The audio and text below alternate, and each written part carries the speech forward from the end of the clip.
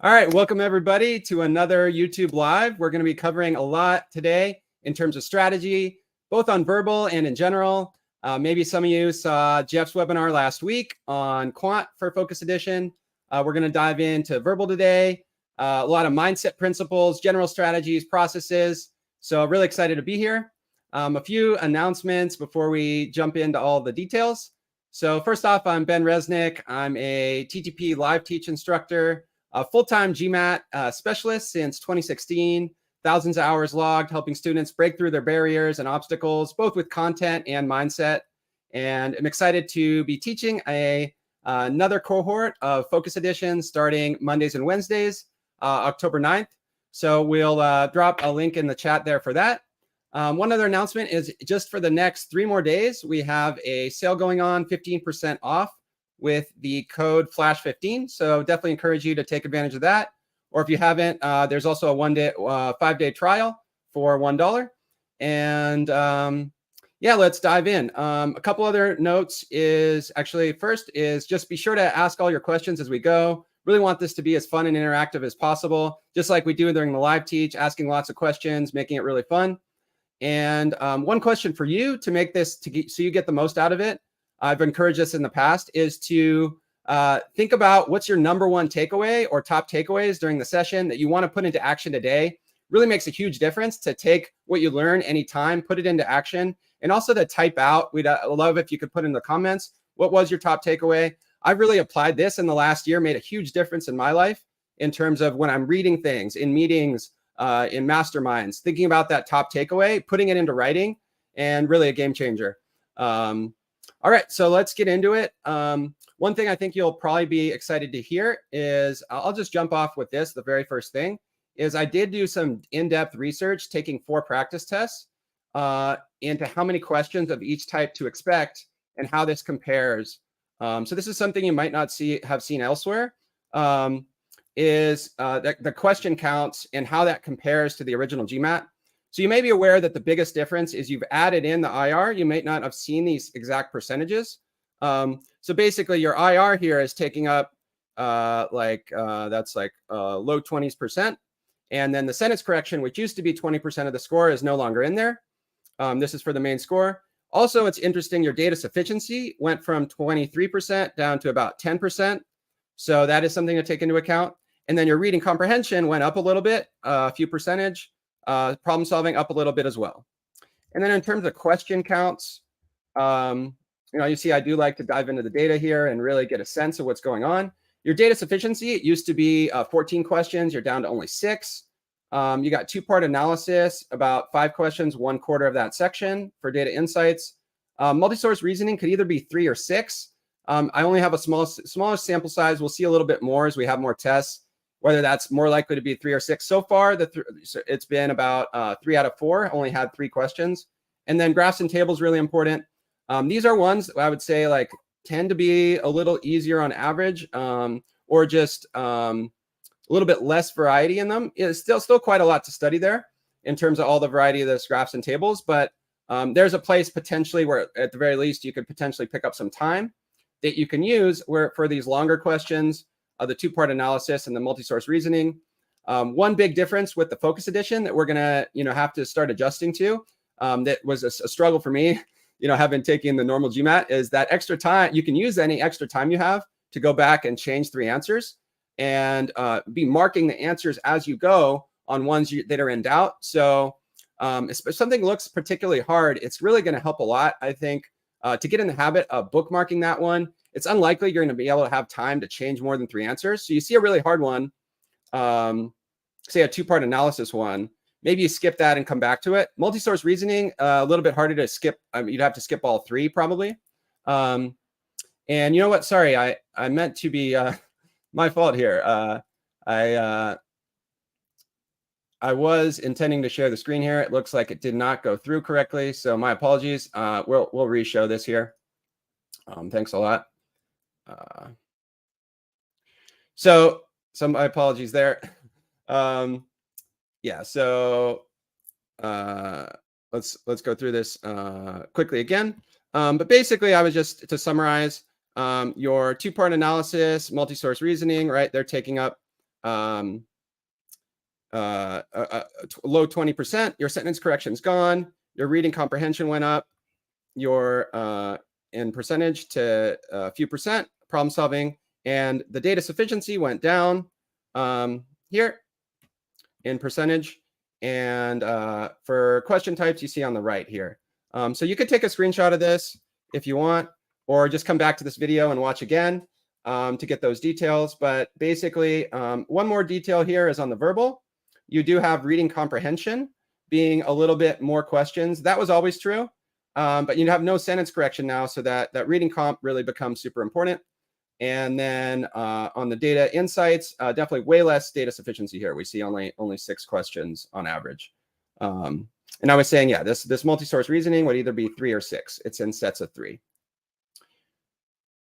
Cool. So yeah, let's just do a quick review on the format. So your timing, it is a bit less time for the integrated reasoning. It was 2:30 per question before. Now 2:15, and if you spread that out as a weighted average, it's maybe like 2:21 on the if you had for these, if you had 2 minutes for data sufficiency, potentially you could be faster on data sufficiency, and that would make up some time. The other section's pretty similar. You do get a little bit of extra time on the quant with the 209, and yeah, definitely fire any questions on this as we go. One other thing that's kind of interesting is the score chart is quite different. So basically you need it's about 11 times harder to score a 700 now. So that 700 score now is really an elite, a super elite score. Because we see here that 700 is now, it would be the equivalent of a 760 in the top 1%. Whereas before a 700 was, often always a good benchmark, but within the top 11% versus top 1%. So that's something to keep in mind, that in your head, like, it's much harder now to be above 700, and really like kind of reset that like a 645 is the new 700. So just yeah, something to be aware of. All right, so yeah, some of you may have seen some of these slides. We're going to do a quick review on some of this. Is a little bit of overlap from last week, because the quant and the verbal, in terms of the mindsets and processes, is a lot the same. I'm not going to go in as much detail as Jeff, but kind of give my own spin on things. So really that, and we can put in the chat too, there's a really great 4 weeks ago a webinar interview I did with Abdul, and this idea of like all this mindset stuff, really powerful. And I think his journey was 350 points. So really encourage you to watch that one. Going into a lot of the detail from his perspective on how he handled a lot of the challenges, but really important to eliminate self-talk. It's kind of inevitable. Don't necessarily beat yourself up for beating yourself up. What we want to do is use, kind of, what they teach in either peak performance or therapy. It's kind of all overlaps our mindset of reframing. So if we start beating ourselves up, we'll say that was dumb. We say, okay, we don't talk to ourselves that way. No, that was just a mistake. We could say win or learn. Okay, this is just a learning process. I have a whole bunch of mantras I like. One of mine that really I just come back to is these short, like 2 or 3 word ones. One of the ones I like the best is praise progress, and just really know that there's going to be ups and downs, but looking at the bigger picture. The good news is if you're taking the course, you are going to see progress. You are going to see, okay, there'll be some ups and downs, but maybe that first test was a 60%, and then you had an 80%, and then a 70%, but then an 80, and then another 90, right? Maybe there's some, 2 steps forward, 1 step back. Maybe sometimes it'll feel 2 steps back, but then you'll push through that plateau, especially if you're doing what we tell you and really reviewing. There's a mantra we'll go over: review, reflect, redo. And another thing, especially if you're going for a high score, is you got to outwork the competition. There are a lot of people working really hard on this, but also some that aren't. So it's, putting that work in, that time, especially if you need, a significant score increase, really is going to make a difference. That doesn't necessarily mean just grinding in terms of number of hours. It really is about working smart too, but it's going to take both quality and quantity. And there's really no escaping that bare minimum of time put in. because it's a lot of content to learn. And we just want to be efficient about it and really make the most of it. And this was a huge one. Really just recognize the discomfort as growth. Just really, really big. Because if we can like reframe any hardship, I mean, we've probably heard this a million times, but really like embrace that mindset of like, embrace the discomfort as a mantra. And yeah, there's just, you know, if you want to take inspiration from David Goggins or someone like that, but you know, Rich Roll, lots of great podcasts out there on all this kind of mindset stuff. Navy SEALs. I personally like Goggins, and Jocko Willink's really good. The discipline is freedom, but that discipline approach, really important. And then this one I really like. There's been a few studies on this, and it's also a great article in the blog. Get excited for the GMAT. And it's reframe any anxiety as excitement. And there were 2 really interesting studies on this that people performed much, much better just from like a quick idea, like just giving the instruction is, hey, that anxiety is actually your body getting ready to perform. And it's pretty amazing the instant effect that had, because it's true. Like our bodies, it can be overactivated, but it also that like anxiety response, it can actually make us perform higher. I see it on the average person, like who views it as a negative will perform negatively, but it is kind of this reinforcing cycle of it is what you think about. And it's really interesting, all these psychological things that can really make a big difference. At the same time, if you do feel yourself overactivating, I do encourage a mindfulness approach, deep breathing. Diaphragmatic breathing basically just means that you would, when you're practicing it, you see your belly go out. So we could do one right now. There's actually something called a physiological sigh when you sniff in twice. This is Huberman Lab really encourages this. And that sigh out really relaxes a lot. And that's pretty amazing. And there was a question here. Let's see. So data insights. Yeah. So data insights is, let's see, heavily quantitative. Yeah. So it's graphs and quant and verbal. So it really is all 3. The new aspects of it are, let's go back to that other slide we had here.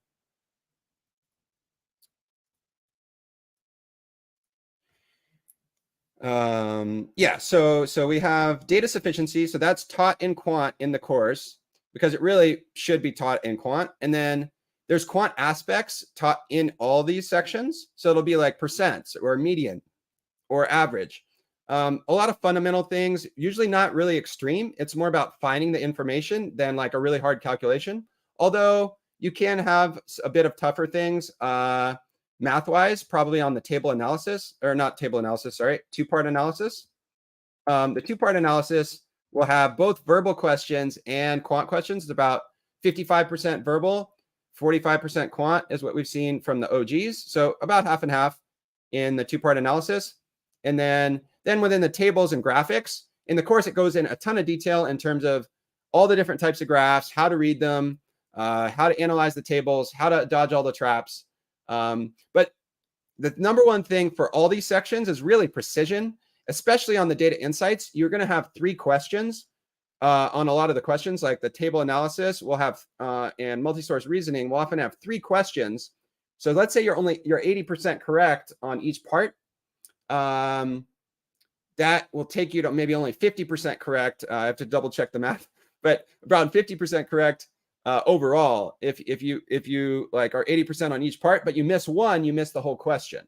So you have to get all 3 parts correct. So you really need to be precise. That's true throughout the test. But if you're going to have a mantra you want to go to, I would say something on precision. Like a friend who was a tutor, he imagined this alter ego of like American Sniper, which I thought was pretty cool. I just say I'm sharp, focus, precise, as I'm getting into it.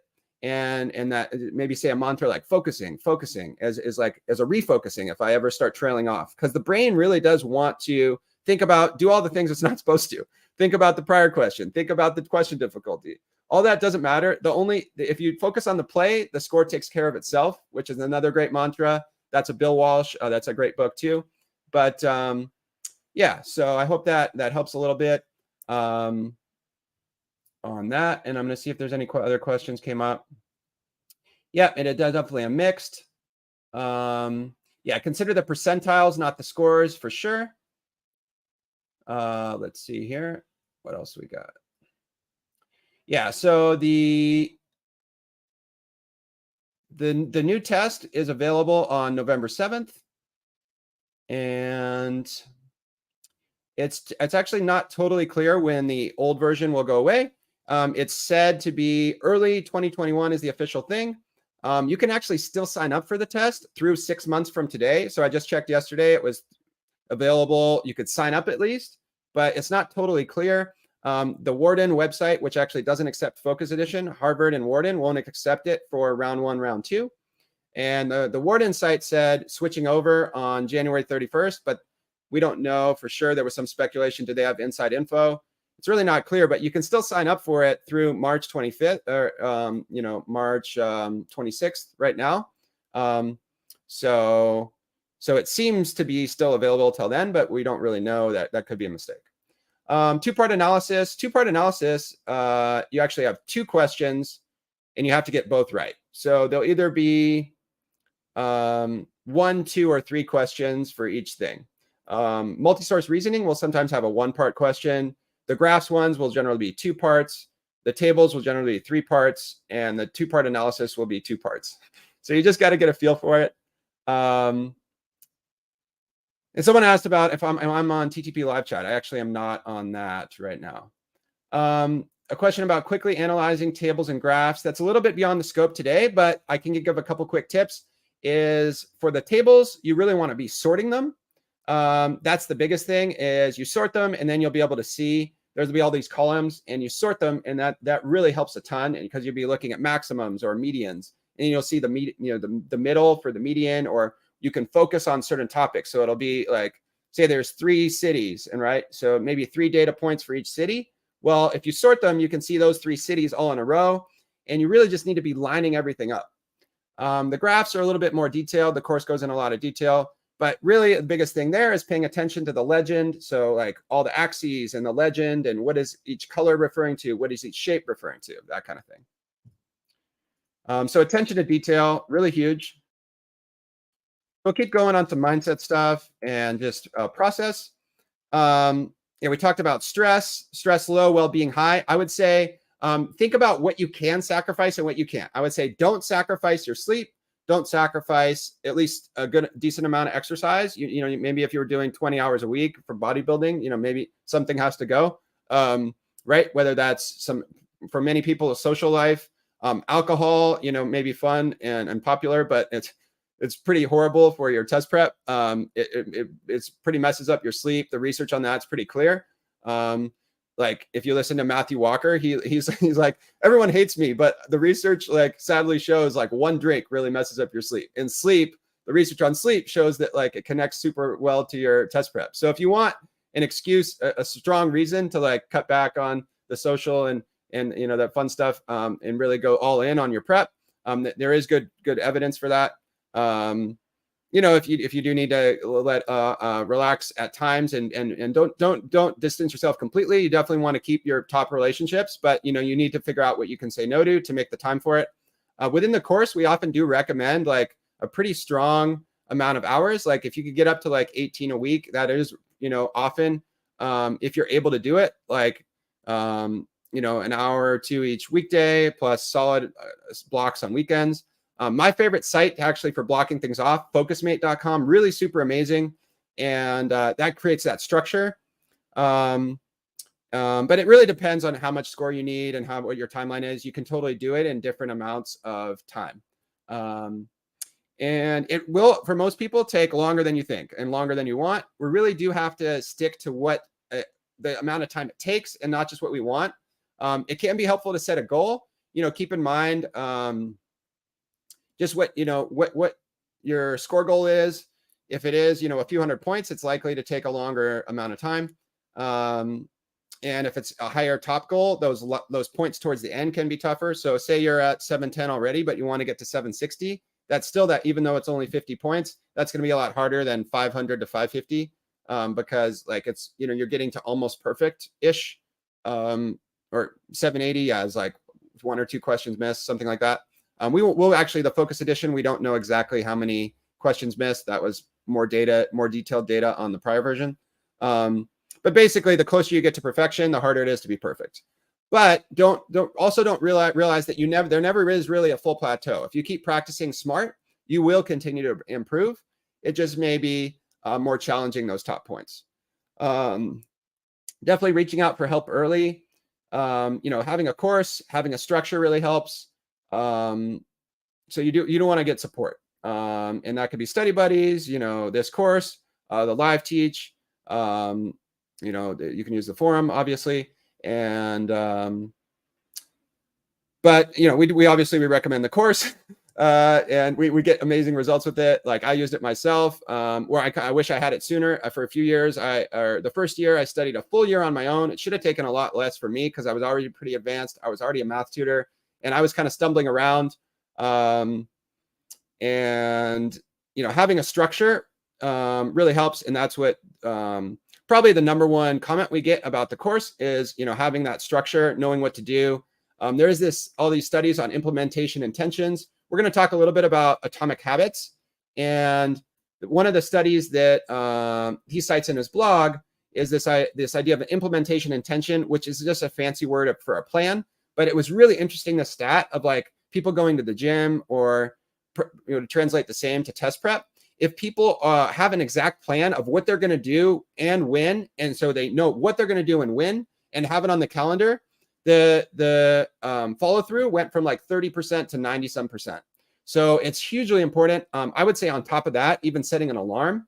Like for me, the way I stick to my structures with training and encourage all my students is you have set off like those block times. For me, I like the Focus Mate because it's like a virtual accountability. You get a tiny bit, like 30 seconds at the start and the end of friendship or, social, but it's just a quick check-in at the start and the end. But anyway, having a buddy really helps, but just having that structure, having that alarm, really making sure you're fully committed. Someone asked about whether night is a good time to prep. It depends on the person. I think for a lot of people, actually, if you can do in the morning, that's ideal because you may be fresher than after a long day of work. It really depends on your schedule. If you can put some time in at night, that's good too. But I would say don't sacrifice your sleep. It really is a range. It's not like has to be 8 hours, but the range is like 7 to 9 hours. So seeing what you would naturally get and making it consistent each day, super important. Let's see, speed. So there's another question. Speed and reading comprehension with higher accuracy. Let's see. Yeah, we actually have some slides on that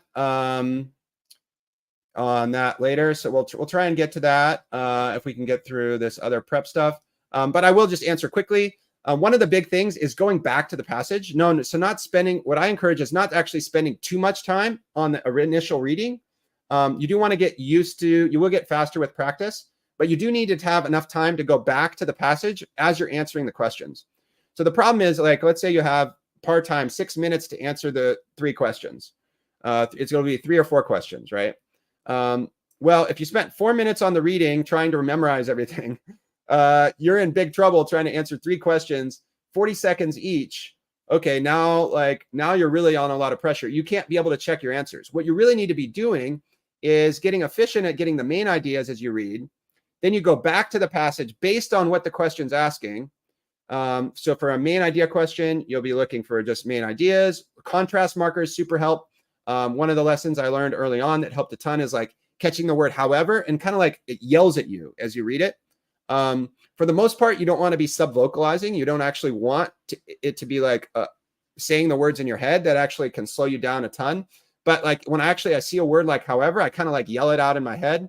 But otherwise, the words aren't in my head. So you could look into some rapid reading strategies. There's lots of good stuff out there too, in terms of just the eye movement and stuff. But really, with the focus in the course is like noticing marker words, the transition markers, conclusion markers. So if it's Joe claims that, Joe asserts that, well, now we know there's a conclusion there.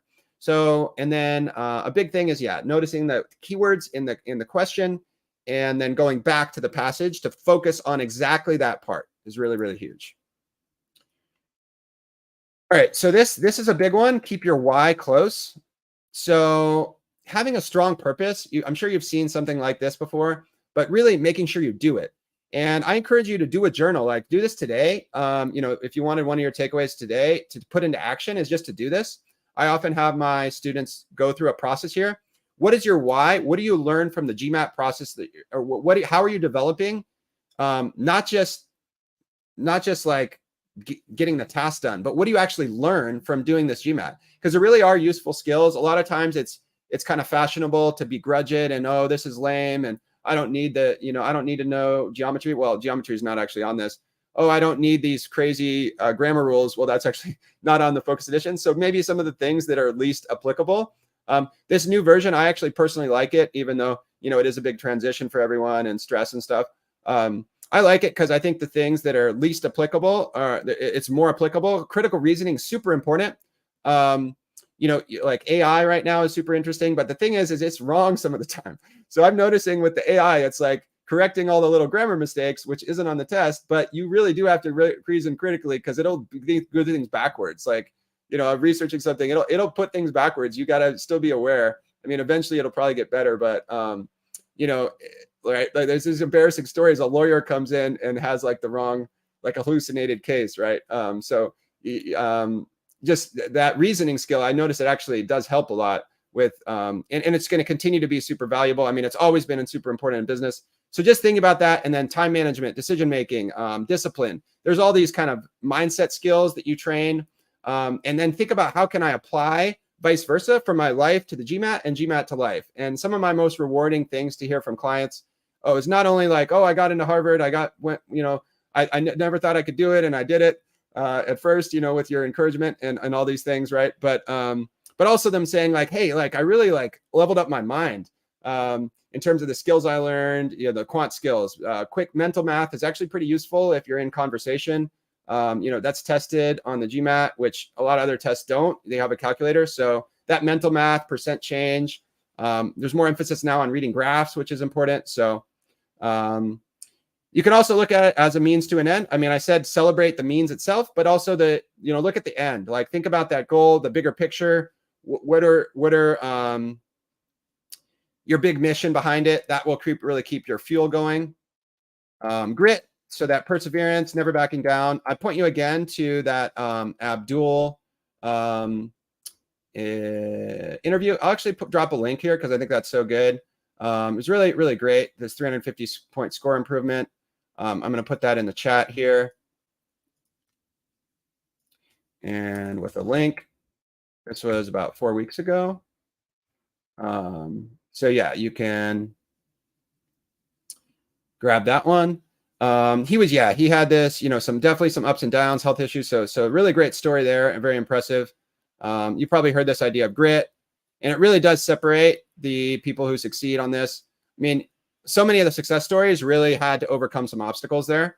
And even if there are ones you do see, that was another one of our slides, is like, don't get caught up in the hype. Don't compare. We'll talk about that a little more. But if there are some people posting, oh, I just scored, 780 with no prep. I mean, I did meet someone, I was really proud with my 780, and, someone was like, oh, I got it in 2 weeks. So I was like, oh, well, that comparison, there's no reason to compare.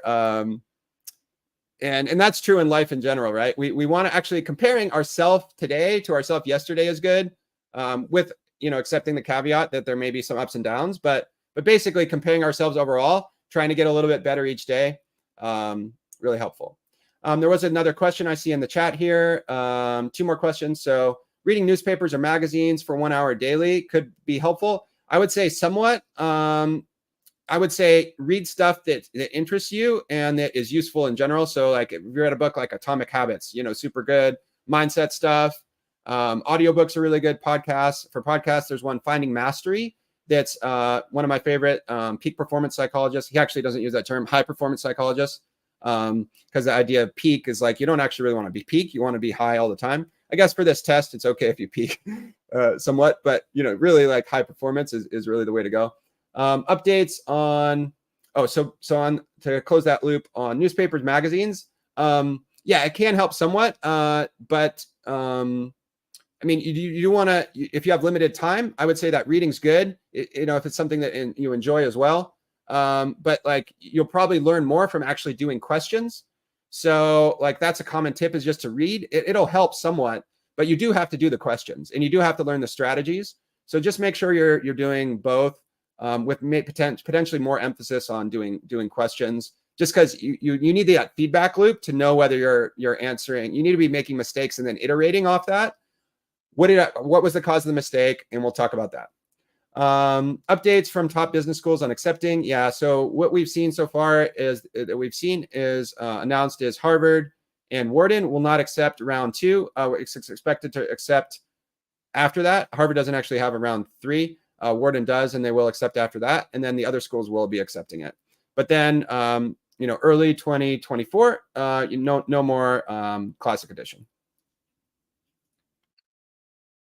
All right, so growth mindset. This is Carol Dweck's research.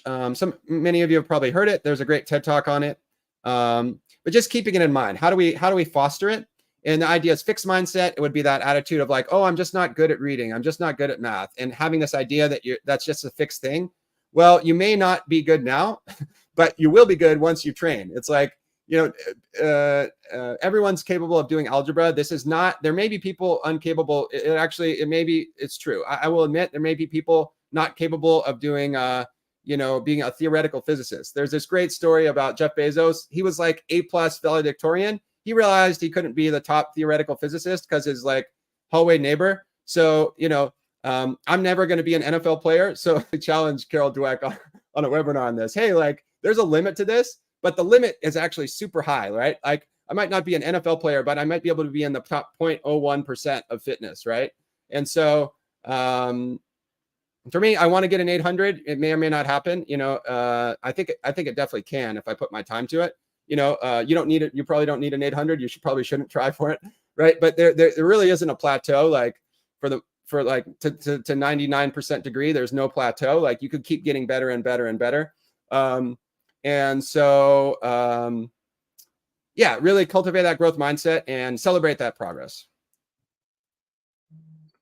It's kind of funny that I challenged her. Like everybody was just kind of sucking up, and I was like, wait, I'm not going to play, in a pro football. I'm 39, and not anyway, sorry, cracking myself up. How many mocks is enough? It's not about number of mocks. So that's something with the process wise, you do want to basically, we encourage you take one mock at the start, see where you're at, go through the course, and then maybe you could do one mock in between to get another gauge. But generally, we encourage mocks after the course because if you just took another mock early on, it's not going to really. It'll just show you what you don't know. You already know you don't know the stuff you don't studied. So you want to get through the material first and then do the practice tests. I encourage taking the 6 official ones. You may want to save some for a second attempt. It is good to give yourself time for another attempt at the GMAT. And definitely giving yourself time takes the stress off. We've seen that in the interviews over and over. And lowering their cutoff score. Yeah, well, my assumption is that it will just be based on percentiles. And there may be some adjustment in percentiles as more people take it. But I think they probably have pretty decent data. There may be some adjustment. I think they're probably pretty smart about their data on predicting what percentiles will be, but it may adjust up and down. But I wouldn't worry about that. I think that the scoring aspect isn't so much to worry about. The thing that you do want to adjust is the format of the test, the content. What are you doing in your approach? And then, the one big adjustment is being able to use that switch your questions or switch your answers is an adjustment. One cool thing actually about the TTP is it does actually have that feature in the custom tests, and I'm probably going to be using it. I haven't decided fully when I want to take the new edition, but I'm going to take the new edition. I am going to use that feature in my own TTP to practice that, to flag the questions, bookmark as I go, and then go back with the extra time I have. So there definitely is no answer to how many mocks is enough. It could be 100 mocks. If you just took mocks, wouldn't be enough if you started, with a really low score. You need to learn the material. So I wouldn't think about it that way. Personally, I would, leading up to a test, and most people don't do this, but I would take one every morning. just like in the month before, but I don't have like a full-time job either. So I would, like, when I was going for my 800, I would take like one 2-hour thing every morning, not right. So that's not an insane amount of studying, and then review it each day. For most people, it'd be like one a week is a good cadence. But you could spread it out more. Basically, if you don't want to like be burning them all, a key thing is don't burn through all those tests before you're near your goal score. So you get through the course, you take the first one. If you notice you need to review things, you go back and review. If you're not, and then review what you need to, and then spread it out as necessary. So you do have to take a customized approach a bit, and not just follow some exact formula. That is one thing about this, is you do want to follow the course, but then you do need to go back and review. And that's one of the key topics we'll talk about here. So that atomic habits, this idea is just like get 1% better each day. And so there's this graph of like, right, if you get 1% better each day, you're like 100 times better in a year, something like that. My math might be off. But that's the idea, is right. 1% better each day. It's like this incredible curve.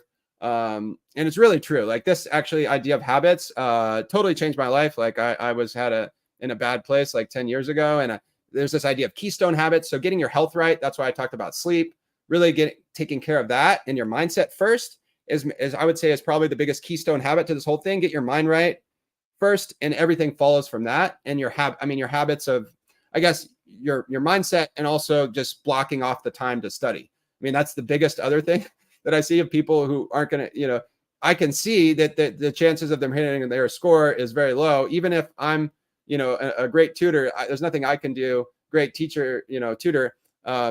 If you don't put in the time, right, there's the best coach in the world isn't going to be able to do it for you, right? It's not magic. So you got to put in the work.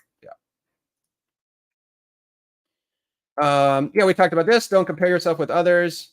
Compare yourself to yourself. Avoid any hype. I got this score with any little time. Everyone's path is unique, and celebrate that. Strong foundation. So definitely like easy and medium first. This is really important. So don't get too upset. I have seen people even scoring pretty high. Some of the TTP hard questions can be pretty challenging. So you do want to do some of those to build that up. But I would say master that easy medium first. Really mastering the mediums. At least on the old version, we don't have good data on the new one necessarily, but there was some case studies someone posted where they got like 1 out of 12 hard rated on GMAT Club correct. And that ended up in a 49, which is a 2 from a perfect score. So it wasn't that 50-51. It's in the 70 some percentile. So, but that's still 2 from a perfect score with like missing 11 out of 12 of the hard questions. So it does kind of give you the sense that you can miss hard questions and still score high. So really this idea of master the mediums is super important. Walk before you run. I mean, the course really does a great job of like, going lesson by lesson, topic by topic, examples in each topic. Instead of my approach when I first started didn't work that great, of just like mixed things. Oh, I'm good at this. Like I kind of had this attitude. I'm already good at this. And I've seen this a lot. Like people saying like, I'm good at tests. Like, why is this so hard? But this is a hard test. Like, even if you've been good at SAT or something else, and a lot of people, maybe they weren't good at SAT. So this is a challenging test. And you do want to have a really strong, approach where you go topic by topic, walk before you run. This is the biggest thing of all. Like, really avoid the careless mistakes, because if you miss an easy question, it penalizes you a lot more than missing a hard question. And the speed comes from improved skills. You really don't want to be rushing it too much at first. At some point, you will need to transition to facing that time pressure, but that's after you've developed the skills. So, take your time at first. And I mean, you can start adding little bits of time pressure, as you go, and it can be a little bit of a forcing function, like, but you don't need to. Maybe it's like you're gonna do it, within 3 minutes instead of 2 minutes or something. If you need more than that, that's fine too. It just, for me, I sometimes this advice, if it's completely untimed with no goal at all, I think it's easier for me to space out. So it can vary depending on the person. But I mean, you do want to like at least be trying to do it efficiently. So if that's with a timer or without, you could decide what works for you. But the point is, like, don't expect yourself to be hitting the par time. One nice thing about the course is, like, you can kind of think about a par time being like the average time for the students, and the student pool is pretty strong on there for TTP. So like, but keep in mind, like a quant question, the average time might be 45 seconds on one and 3 minutes, 20 seconds on another. So, and that same's true on, if you look at the GMAT club timer. So the par time for an individual question, a lot of times people think every question should be 2 minutes. Totally not true. Questions vary a lot in how long they are and how hard they are. So it might even be that a shorter question is still hard because there's a tricky trap there. So that's really where you want to be avoiding the careless mistakes. And really biggest thing to reasons, the top ways to avoid a careless mistake, you got to read the question super carefully, double check what it's asking for. Those are the biggest things, like really reading the question carefully. And I mean, definitely the passage too, but like, you know, depending on the type of question. But I guess a habit, one of the top ones is misreading exactly what it's asking for. And if we get that part right, it's going to reduce the error significantly. And then just getting comfortable with all the translations. So on quant, you know, if you have X% of Y is Z% of C, you know, you want to be able to do that without having to think. So if you really practice enough, it just becomes automatic. We want to be relying on that automaticity. And then there's this amazing book, this guy, Daniel Coyle, he wrote The Little Book of Talent and The Talent Code. Maybe, or also look him up on maybe a podcast. That's amazing. I'll actually put in the talent code or Daniel Coyle. Yeah, he's really good. Maybe look up podcast on that. There was this other one that I mentioned, Finding Mastery, is really good. And what I encourage is this is a way you can get some extra time. Like if you're at the gym, I still encourage people to exercise. If you're cleaning your house, if you're walking super healthy, you know, completely unplugging and breathing, meditation is fine totally. But for me, I like to like make the most. I feel like I'm getting like another, you know, 1,000 hours a year or more. I do 2x speed. So maybe it's like 2,000 hours a year of extra like learning from my podcast audiobooks. So that's super helpful, to be like feeding yourself. Even if you know all these things I said today, like the more you feed the brain with this mindset stuff, it really does help make it sink in. All right, so there was I'm going to drop a link in the chat here. There was a webinar we did end of June, the Ultimate GMAT Study Plan for 2023, and that went into a lot more detail on it. But I'm going to just go through a couple of the slides here. We touched on a couple of the things, but I'm going to drop this in here. All right, so yeah, so starting off, that people often fear this, like taking a test to start off. Probably a good idea to like put 10 to 20 hours in and to just get a sense of the format, so you're not sandbagging your score too much, because otherwise, I mean, you could take one right away without, but just having a sense of what the question types are is helpful. So there is like free questions, I think 90 questions or so on the MBA.com. There's also, you know, if you do the trial of the course, you could also do that. There's a diagnostic in the course as well, a new one for the Focus Edition you could do. And then I would take an official one to get a sense of your score, how far out you are from your score. And people fear that, but I'd say just take the plunge, go for it, and just go for it. Yeah. Because think of it as a diagnostic. Don't get too upset. Most people start off much lower than they want on that. So you're in good company if you're disappointed, honestly, but because you know it's a tough one. Like, and it's the algorithm's tough, the time pacing's tough. You know, there's a lot of things you're going to need to learn. Excuse me. I wanted to just check if there were any other questions. Piece of it, no.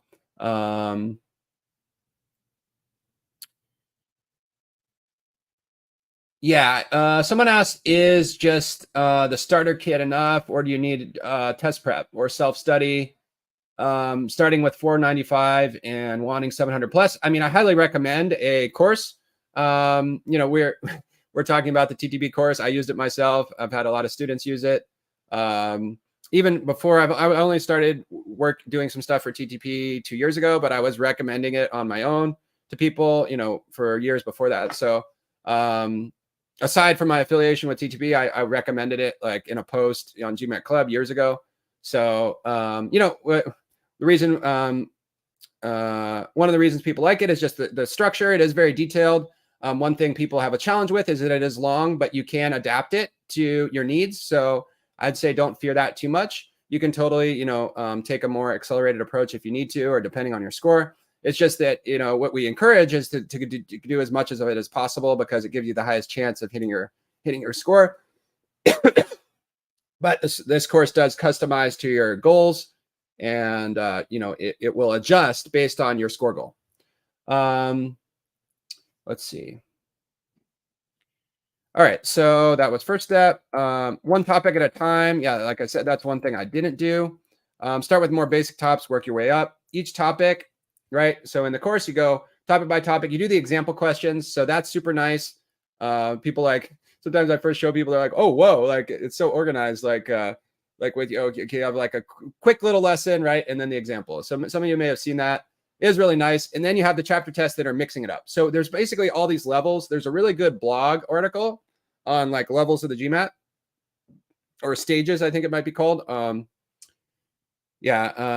basically, right, like you have to start off with just a very, very narrow topic, which the course does. And then in the chapter test, now you're onto a little slightly broader topic. So maybe it's number properties, but maybe there were like 50 different ways they could ask the question or more, even within that number properties. So then within that, now you have a variety in that. And then the next level would be able to do it in a mixed set of all the different types of questions. So within the custom test at my advanced level, that's what I would use, is the custom test, mixing up all the types of questions within the quant, or mixing up the different types of questions within verbal, or mixing up the different types of questions within data insights. But yeah, you want to use this structured approach, very narrow topics, then a bit broader mixed up, and then more mixed up. And then we'll get to this other super important thing. Actually, this idea, we'll go back to that last one, but this idea of reviewing regularly, I have this mantra that's easy to remember, RRR, review, reflect, redo. So the idea here is a lot of times people maybe do like a short review, like they see what they got wrong, and kind of like, oh, okay, I kind of get it. But they don't do enough of this reflection step of like, why did I miss it? What am I going to do differently next time? That's the big one. And then this other step of redoing. So one challenge, like I said, with the course, it is quite long. A lot of times people are motivated. They will prompt you to do review, but I think people sometimes maybe even need a little bit more time on that than they give themselves, as they kind of rush through that redo step and that review step. So you do want to go back and redo mistakes. Some of you may have heard of spaced repetition, which is built into the course. I would just encourage people to do some extra of that, especially with flashcards, which are also in the course.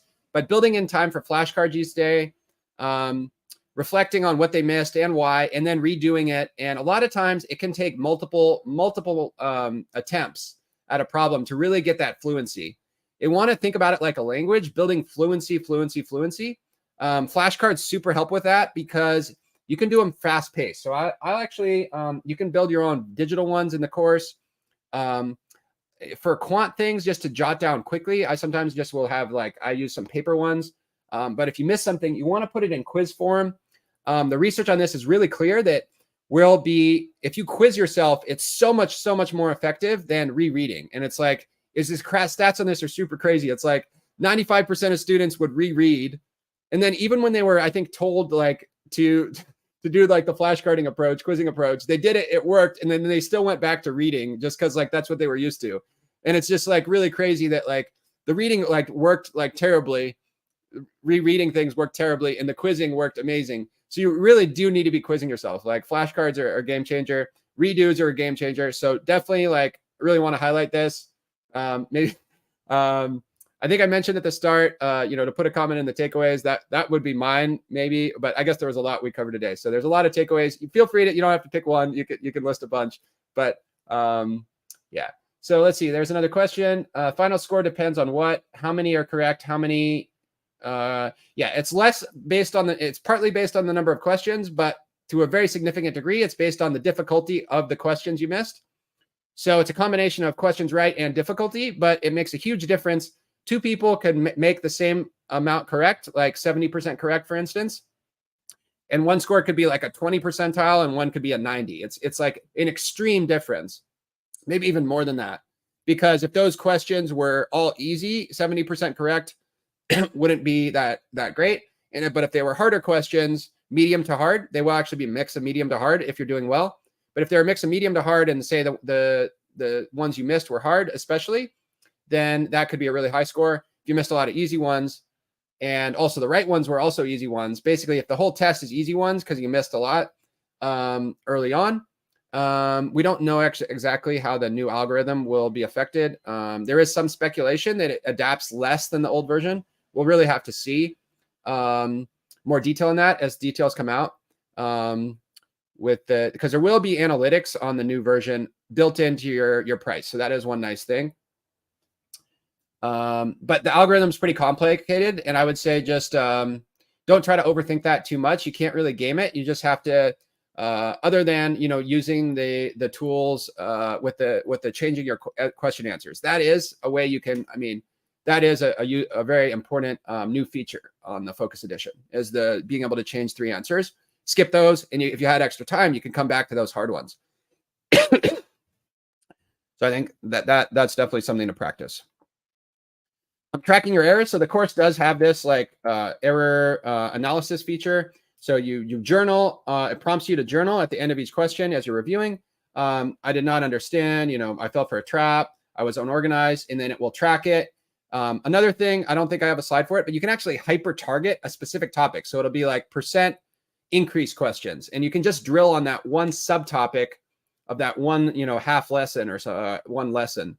Say there's 50 lessons in that chapter, you can do just questions on that. So that's really nice too, because it'll show you analytics on what your stats are on every single topic and subtopic. All right. We talked about this. Preparing may take longer than you expected. Expect ups and downs. And yeah, notice how you improve. Like really celebrate that. Praise your progress. I actually do this in a concrete way. Every single day, I do a daily review for about 3 minutes.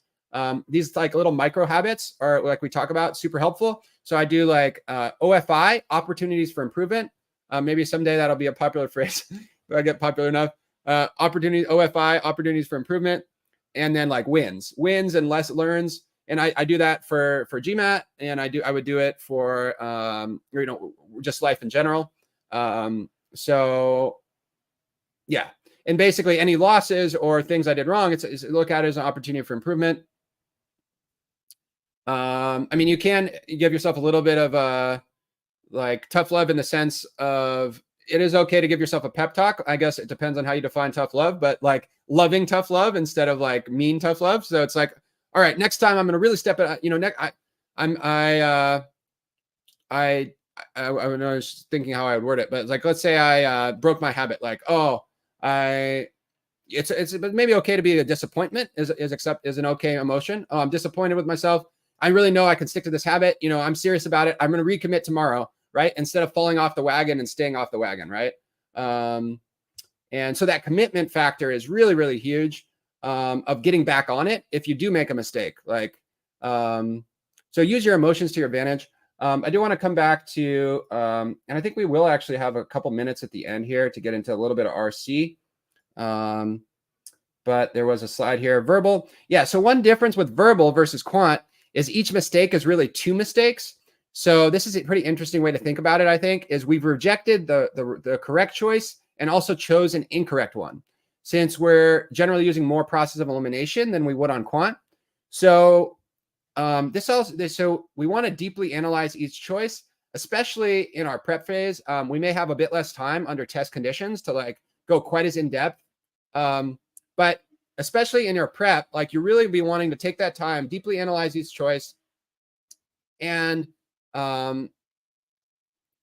even questions maybe that you got right, say you were doing it under time conditions, but go back and make sure as you review it, even the ones you got right, like why were the wrong answers wrong, making sure you understand why. One cool thing with a reading comp course, which I spent 6 months helped writing a couple years ago when that came out, is we put in there all these trap types. And that like really like getting them in your head. Oh, that's extreme. That's an stretch choice. That's a distortion. That's backwards. That's opposite. And really noticing all those things, it'll really, really pay off that's off topic. That's a wrong verb trap. That's too narrow. Like really noticing these things, it's going to totally up your level to know why they're wrong, because it's so much more predictable. If you know why it's wrong rather than just this fuzzy feeling, the less fuzzy you are about it, the more likely something like that is going to pay off on the next time you see something like that. Your odds of getting it correct are way higher when you know why it's wrong. There is this one tip down here. Actually, give a shout out to GMAT Club. I found it on there years ago. Finger technique. So basically, if you have your palm away, choice, and you're right-handed, you would pull the pinky for choice A, B here, C, D, and E. So, but your hand would actually be on the table, and it's going to be easier to control it. It does take some practice, so don't get frustrated at first, but I would highly encourage this. It's really nice to like not have to go back down to your scratch pad, and keep in mind, and it's kind of more active. It kind of gets your body into it, which is just a good thing in general, right? We talked about deep breathing and like actually sitting up straight. Chess players, I really like, you can see I'm into like studying everyone, right? The chess players, they lean a bit forward. So like a little bit 15 degrees forward, actually, I noticed helped me like get my attention, like add attention, but like leaning in a little bit.